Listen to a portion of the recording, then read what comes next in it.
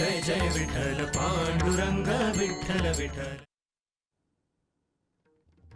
संत श्रेष्ठ निवृत्तीनाथ महाराजांच्या पहिल्या रिंगण सोहळ्याचा ड्रोन व्हिडिओ समोर पहिलाच रिंगण सोहळा असल्यानं वारकऱ्यांमध्ये मोठा उत्साह। नाशिक जिल्ह्यातील सिन्नर तालुक्यातील दातली इथं पार पडला रिंगण सोहळा।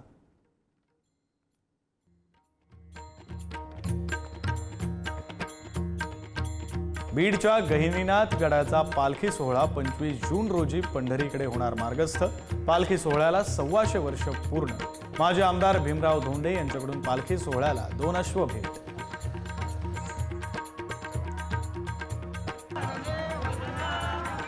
यवतमाळ येथून दिव्यांग दृष्टीहीनांची पायी वारी हरिनामाच्या गजरात पंढरपूरकडे रवाना। दिव्यांगांची पंढरपूरला जाणारी ही महाराष्ट्रातील एकमेव दिंडी। यात 30 दृष्टीहीनांचा सहभाग।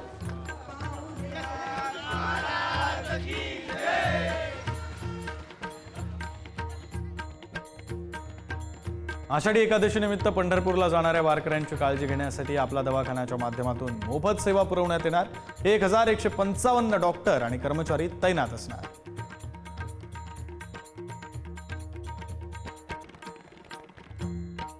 बुलढाण्याच्या आटाळीमधील संत भोजने महाराजांच्या पालखीचं पंढरपूरकडे प्रस्थान। पायी दिंडीमध्ये 200 वारकरी सहभागी। दिंडीचं हे 18 वर्ष।